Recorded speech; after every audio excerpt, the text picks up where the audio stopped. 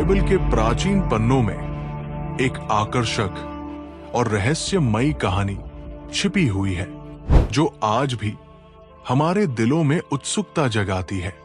ये कहानी है लूत की पत्नी की, एक ऐसी शख्सियत जिसकी किस्मत इतनी रहस्यमयी है कि उसका नाम तक दर्ज नहीं किया गया। ये कहानी उत्पत्ति के 19वें अध्याय में मिलती है और ये ईश्वर की आज्ञाओं के प्रति हिचकिचाहट और अवज्ञा के परिणामों के बारे में एक प्रेरणादायक संदेश देती है।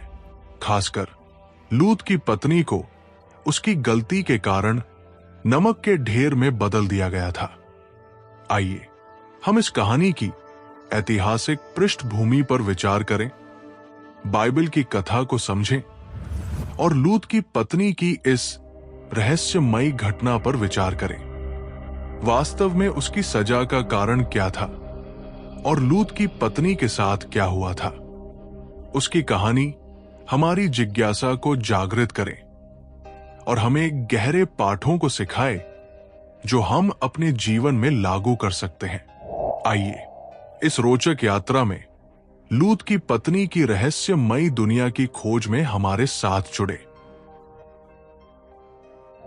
लूत की पत्नी के बारे में घटनाएं सदोम और गमोरा के शहरों के विनाश के दौरान घटित होती है, जो अपनी बुराई और पाप के लिए कुख्यात थे। लूत, जो इब्राहिम के भतीजे थे, सदोम में अपनी पत्नी और कम से कम 2 बेटियों के साथ रहते थे। बाइबल में यह संकेत मिलता है कि लूत और उनका परिवार पूरी तरह से इन पापी शहरों के प्रभाव से मुक्त नहीं थे, जो बाद में उसकी पत्नी के कार्यों में दिखता भी है। लूत की पत्नी की कहानी तब शुरू होती है जब सदोम में 2 फरिश्ते मानव रूप में विदेशी यात्रियों के रूप में आते हैं। लूत, जो संभवतः उसके शहर में सम्मानित सदस्यों में से थे, दरवाजे पर बैठे थे, क्योंकि प्राचीन समय में बुजुर्ग लोग शहर के प्रवेश द्वार पर बैठकर कानूनी मामलों का फैसला करते थे। शुरू में फरिश्तों ने कहा कि वे रात को सड़क पर ही बिताएंगे, लेकिन लूत ने उन्हें अपने घर में शरण लेने के लिए आग्रह किया। यह स्पष्ट नहीं है कि लूत ने पहले इन आगंतुकों को ईश्वरीय दूतों के रूप में पहचान लिया था, लेकिन उसने उन्हें अपने घर में स्वागत किया और उन्हें भोजन दिया।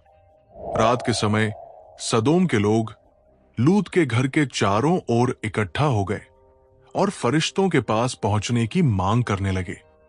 वे उन स्वर्गदूतों के साथ सोना चाहते थे, क्योंकि सदोम और गमोरा के लोग पुरुषगामी पाप में डूबे हुए लोग थे और उनको ये खबर लग गई थी कि लूत के घर ठहरे मेहमान बहुत ही सुंदर प्रतीत होते हैं। लूत ने उन लोगों से बातचीत करने की कोशिश की, यहां तक कि उसने अपनी बेटियों को भी खतरे में डालने की कोशिश की और उनसे कहा कि वे उसकी बेटियों को लेना चाहे तो ले पर उसके मेहमानों को ना सताए, ताकि वो अपने मेहमानों की रक्षा कर सके, जो प्राचीन नजदीकी पूर्व के आतिथ्य नियमों का पालन कर रहे थे। लेकिन सदोम के लोग ज्यादा हिंसक हो गए।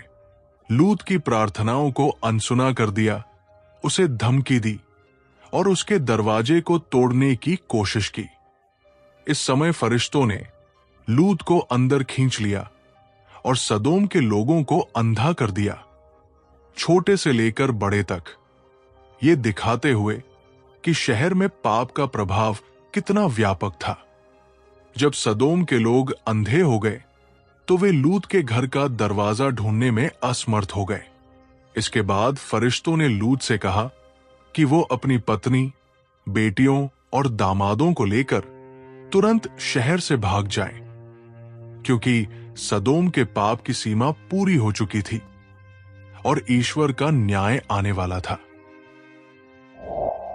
लूत के परिवार ने कुछ संकोच दिखाया, जो बाद में लूत की पत्नी के कार्यों में दिखाई देता है। लूत के दामाद, जो उसकी बेटियों से शादी करने वाले थे, लूत की चेतावनियों को नहीं मानते थे और ईश्वर के आने वाले न्याय को नजरअंदाज कर दिया। नतीजतन केवल लूत, उसकी पत्नी और उनकी 2 बेटियां सदोम से बाहर भागे। ये ईश्वर की दया का एक उदाहरण था कि फरिश्तों ने उन्हें हाथ पकड़कर शहर से बाहर किया ताकि वे विनाश से बच सकें। शहर से बाहर निकलते समय फरिश्तों ने लूत और उसके परिवार को आदेश दिया कि वे पहाड़ों की ओर भागें और बीच रास्ते में न रुकें या पलट कर ना देखें, वरना वे विनाश में नष्ट हो जाएंगे। लूत ने फरिश्तों से आग्रह किया कि वो अपने परिवार को एक छोटे से नगर सोअर में शरण लेने की अनुमति दे, जिसे विनाश से बचा लिया गया था। सूर्योदय के समय लूत और उसका परिवार सोअर पहुंचे और फिर ईश्वर ने सदोम और गमोरा और आसपास के क्षेत्र पर गंधक और आग की बारिश की, जिससे हर चीज और हर व्यक्ति का विनाश हो गया। इस बिंदु पर लूत की पत्नी ने ईश्वर के फरिश्तों द्वारा दी गई आज्ञा का उल्लंघन किया और पीछे मुड़कर देखा, जिसके परिणाम स्वरूप वो नमक के ढेर में बदल गई। कुछ विद्वान ये मानते हैं कि लूत की पत्नी का नमक के ढेर में बदलना एक रूपक हो सकता है, जो उसकी अचानक मृत्यु और ईश्वर के न्याय के दौरान बरसाए गए पदार्थों से दफन होने का प्रतीक है। इस क्षेत्र में जो आज भी वास्तव में मौजूद है, जिसमें मृत सागर भी शामिल है, नमक और गंधक की प्रचुरता पाई जाती है और यहां नमक की शिला जैसे रूप अक्सर लूत की पत्नी की कहानी का स्मारक होते हैं। हालांकि कुछ विद्वान ये मानते हैं कि लूत की पत्नी यहां पर सच में ईश्वर के न्याय की अलौकिक शक्ति से नमक के ढेर में बदल गई थी, जो उसकी अवज्ञा और उस पर आए कड़े परिणामों को दर्शाता है। लूत की पत्नी की कहानी हमें ईश्वर की आज्ञाओं के प्रति हिचकिचाहट और अवज्ञा के परिणामों की एक कड़ी याद दिलाती है। नए नियम में यीशु ने लूत की पत्नी का उल्लेख किया और अपने अनुयायियों को चेतावनी दी कि वे ईश्वर के बुलावे के प्रति वफादार और आज्ञाकारी रहें। उन्हें ईश्वर के न्याय की घोषणा को नजरअंदाज ना करने की सलाह दी।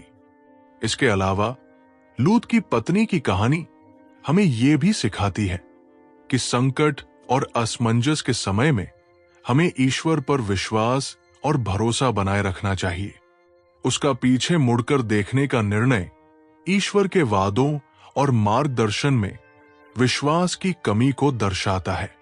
इस गलती से बचने के लिए हमें अपने विश्वास को मजबूत करना चाहिए और ईश्वर से मार्गदर्शन और बुद्धिमत्ता प्राप्त करनी चाहिए। अंत में लूत की पत्नी की कहानी हमें यह सिखाती है कि दुनिया की भौतिक चीजों या समाज के पापी तरीकों से अधिक जुड़ाव न रखें। हालांकि उसने शारीरिक रूप से सदोम छोड़ दिया था, लेकिन उसका दिल अभी भी उस शहर से जुड़ा हुआ था, जिसके कारण उसकी अंततः मृत्यु हो गई। ये शिक्षा हमें ये याद दिलाती है कि हमें अपनी नजरें ईश्वर और शाश्वत सत्य पर बनाए रखनी चाहिए, न कि इस अस्थायी और क्षणिक दुनिया की सुख सुविधाओं पर। अंततः लूत की पत्नी की कहानी एक महत्वपूर्ण कथा है, जो ईश्वर की आज्ञाकारिता, विश्वास और प्रतिबद्धता के महत्व को दर्शाती है। इसके ऐतिहासिक संदर्भ, बाइबल की कथा और उसकी कहानी के विभिन्न दृष्टिकोणों का अध्ययन करके हम ये समझ सकते हैं कि हिचकिचाहट, अवज्ञा और गलत प्राथमिकताओं के खतरों के बारे में हमें क्या सिखाया जाता है। इन पाठों को अपने जीवन में लागू करके हम उन चूकों से बच सकते हैं जो लूत की पत्नी के दुखद अंत का कारण बनी, और ईश्वर के साथ अपने संबंध को मजबूत कर सकते हैं। अगर आपको यह वीडियो अच्छी लगी तो इसको अपने सभी प्रियों के साथ शेयर करना ना भूलें। और अगर आप हमारे चैनल पर पहली बार आए हैं तो मेरी आपसे रिक्वेस्ट है कि आप जल्दी से हमारे चैनल बाइबल स्टोरी हिंदी को सब्सक्राइब कर लें और साथ में बेल आइकन भी प्रेस कर दें, ताकि आपको हमारी आने वाली नेक्स्ट वीडियो का नोटिफिकेशन सबसे पहले मिल सके। Thank you. May God bless you and your family. Stay tuned, stay blessed.